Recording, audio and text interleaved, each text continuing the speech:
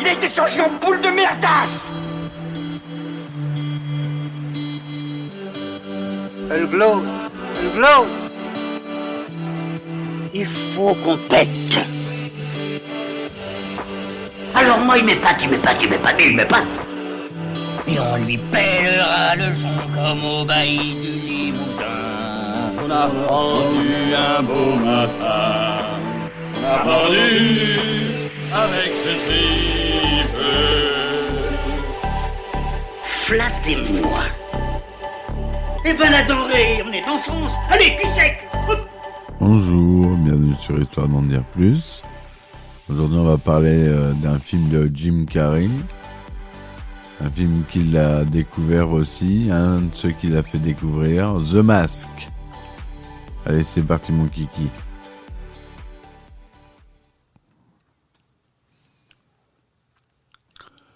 Alors, The Mask ou Le Masque au Québec est une comédie fantastique américaine réalisée par Chuck Russell, sortie en 1994. Le film s'inspire d'une série de comics publiée par Dark Horse Comics, donc une société assez célèbre dans les comics. Une série d'animation a été réalisée à partir du film, diffusée de 95 à 97. Et on a une suite horrible, Le Fils du Masque, sorti en 2005, qui est un pur navet, que je vous conseille de voir si vous aimez les navets. Moi, j'adore les navets. Alors, le résumé du film. Stanley Kiss, modeste employé de banque, rencontre un jour la belle chanteuse de cabaret Tina Carlile, venue demander l'ouverture d'un compte. En réalité, celle-ci ne fait qu'aider son petit ami, Dorian Tyrell, un mafieux qui compte bien cambrioler la banque dans laquelle travaille Stanley. Le soir, Stanley est invité par son ami et collègue Charlie au Conco Bongo, un nouveau casino dirigé par Dorian Tyrell. Au cours d'un malentendu, Charlie rentre dans l'enceinte, mais Stanley est refusé et éjecté de l'entrée. Il croise Tina et repart au volant d'une miteuse voiture que les employés du garage dans lequel il avait laissé sa voiture lui ont prêtée. Sur un pont, sa voiture tombe en 1000 morceaux et Stanley est contraint de rentrer à pied. Alors qu'il croit sauver quelqu'un dans le fleuve, il se retrouve au milieu des détritus et découvre un mystérieux masque. Rentré chez lui, Stanley décide d'essayer le masque. Il se retrouve dans la peau d'une sorte de personnage de cartoon et se décide à sortir de son appartement. Croisant sa concierge, celle-ci prend peur et lui tire dessus.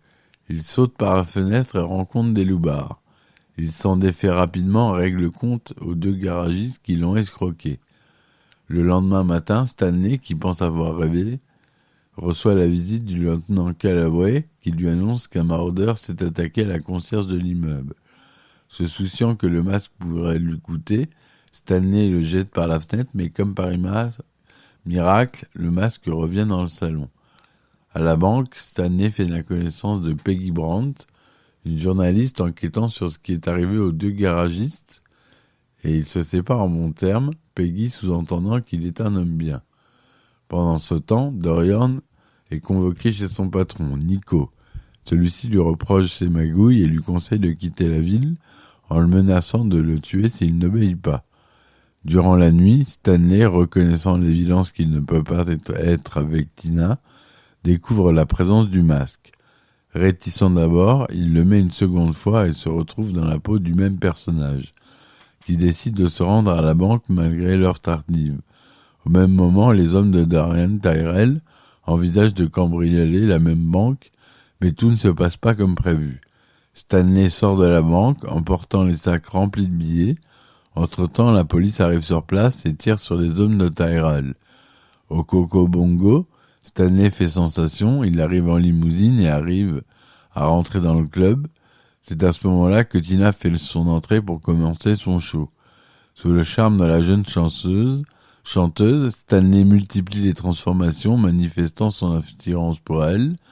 Là, il y a un déluge d'effets spéciaux, très en avance à l'époque, en 1994, je vous rappelle. Tandis qu'il regarde le show, Dorian est rappelé par un de ses hommes parce qu'il y a un problème. Il s'éclipse. Stanley décide de donner le change et de danser avec Tina qu'il ne le reconnaît pas. Dorian constate qu'un de ses hommes est mort à la suite du cambriolage raté. À la suite des explications d'un de ses hommes, Dorian envisage de tuer celui qui porte le masque, tandis qu'il danse toujours avec la jeune femme. Stanley embrasse Tina, mais leur baiser est interrompu par un tir. Tout le monde est évacué, tandis qu'un face-à-face est inévitable entre le masque et Dorian, qui demande où est son argent. Avec l'aide de transformation, le masque parvient à lui échapper. Le lieutenant Calloway arrive ensuite ayant eu connaissance du vol à la banque. Sur les lieux, le lieutenant découvre un fragment de tissu provenant du pyjama de Stanley. Suspicieux, il se rend chez lui.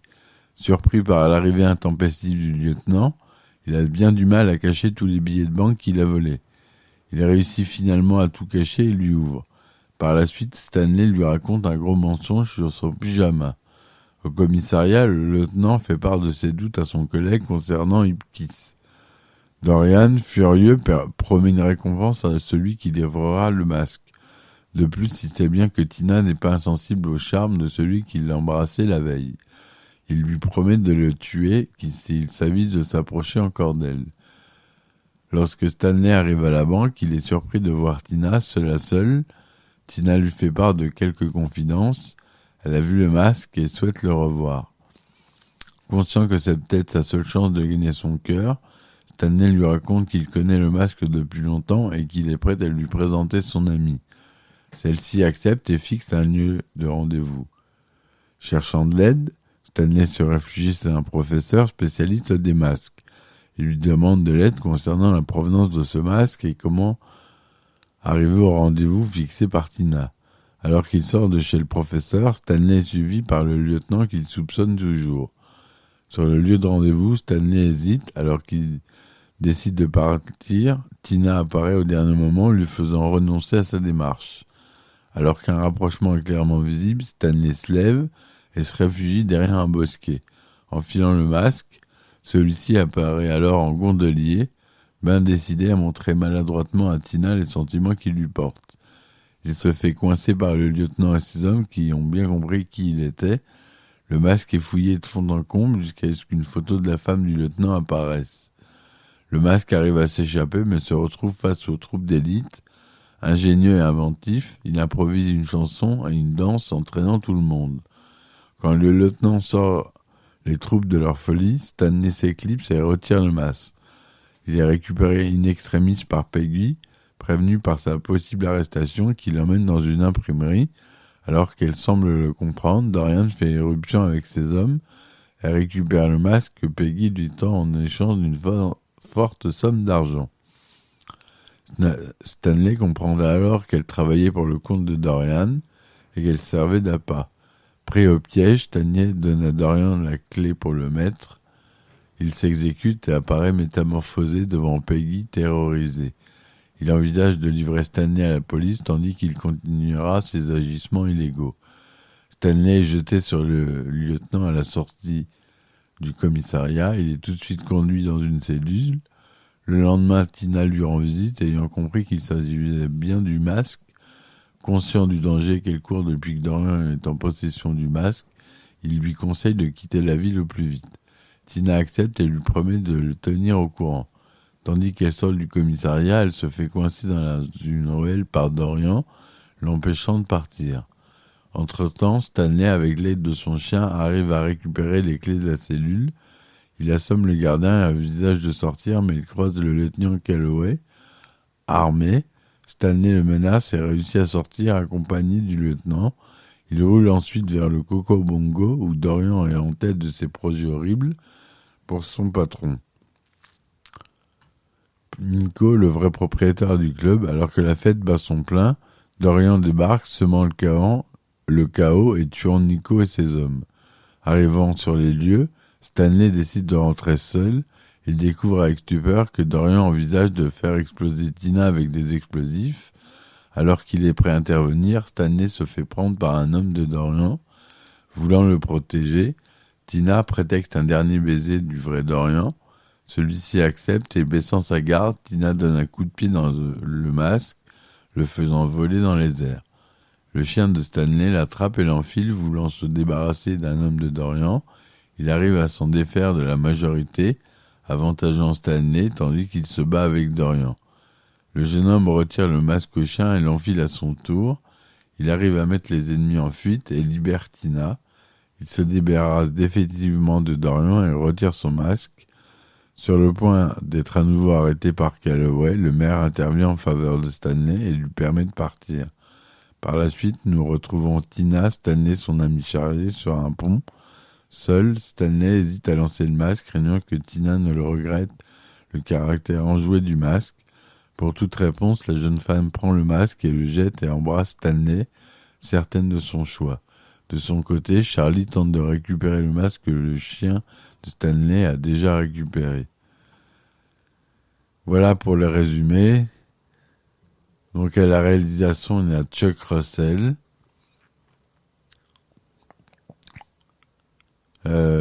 C'est la société de production, c'est New Line Cinema et Dark Horse Entertainment.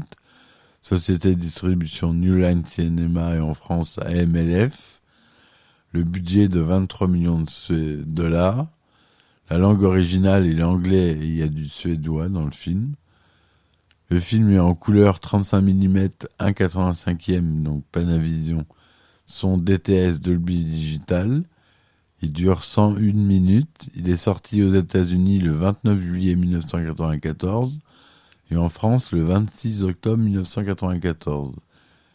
Aux États-Unis, il est classé déconseillé aux moins de 13 ans et en France, tout public. À la distribution, on a Jim Carrey qui joue Stanley Kiss The Mask, Cameron Diaz, un rôle qu'il a révélé, qui joue Tina Carlyle. C'est tout ce qu'il y a de notable dans les acteurs.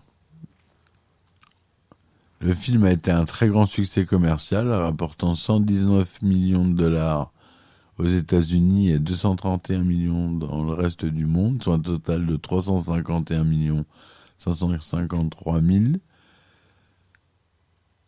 ce qui le classe en 4e au box-office mondial 1994.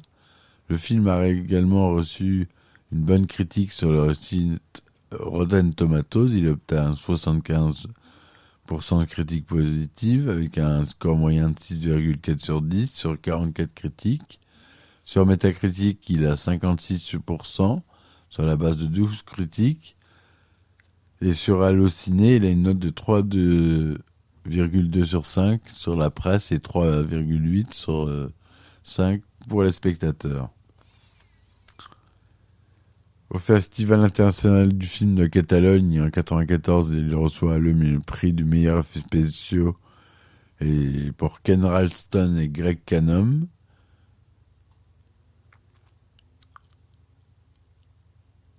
Il reçoit l'American Choreography Award, BFM Film and TV Award, Kid Choice Award, London Critics Circle Film Award, pour Jim Carrey en particulier.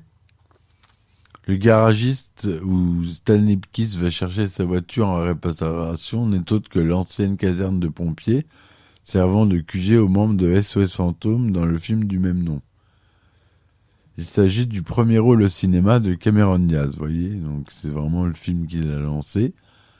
Max, jouant le chien Milo, s'est révélé l'une des vedettes du film. Il était ainsi particulièrement apprécié par le public, l'équipe du film et les journalistes. Jim Carrey a tellement apprécié Max qu'il a ensuite adopté un Jack Russell.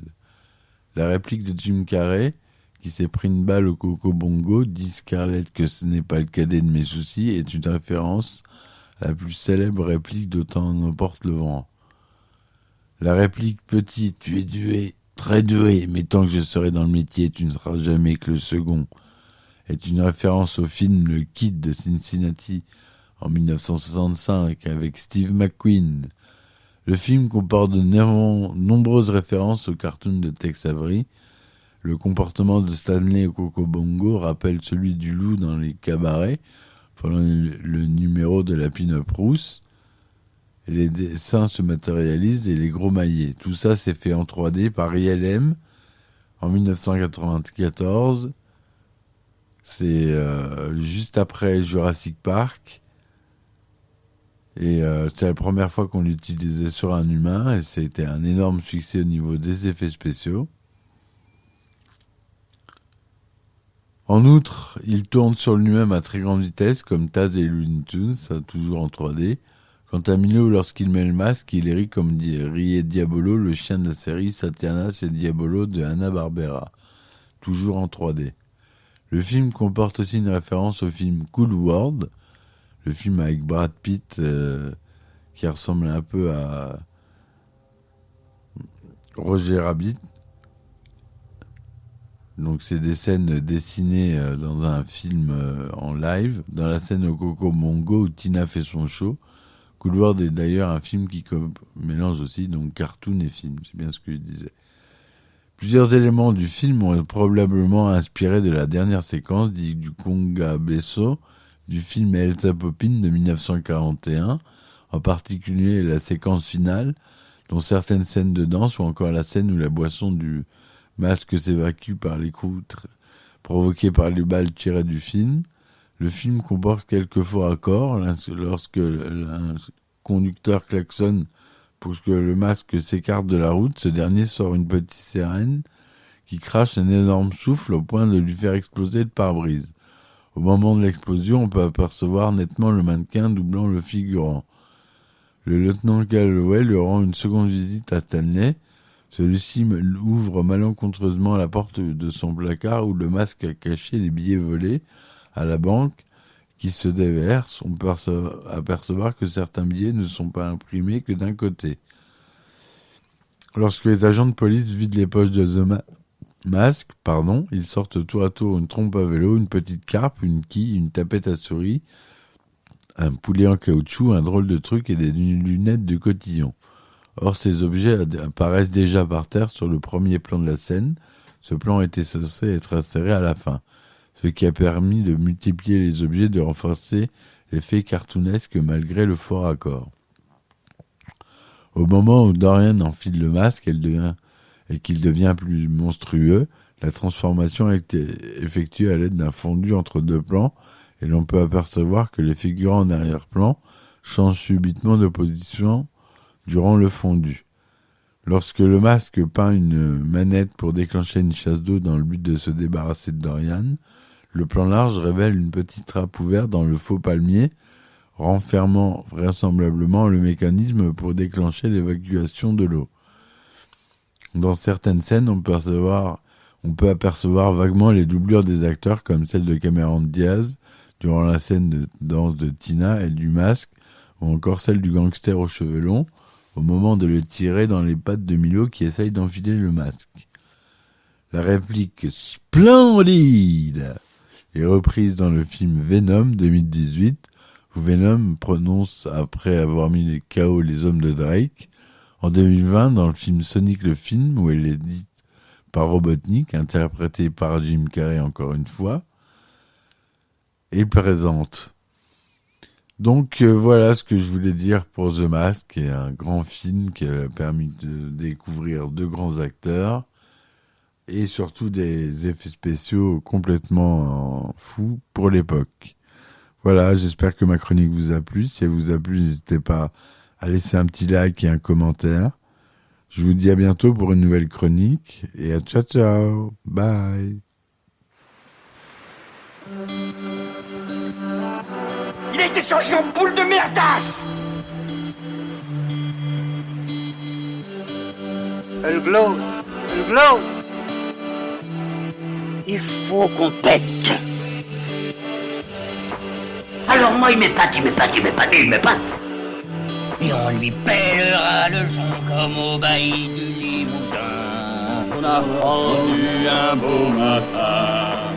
On a pendu avec ce tripe. Flattez-moi. Eh ben la denrée, on est en France. Allez, cul sec. Hop.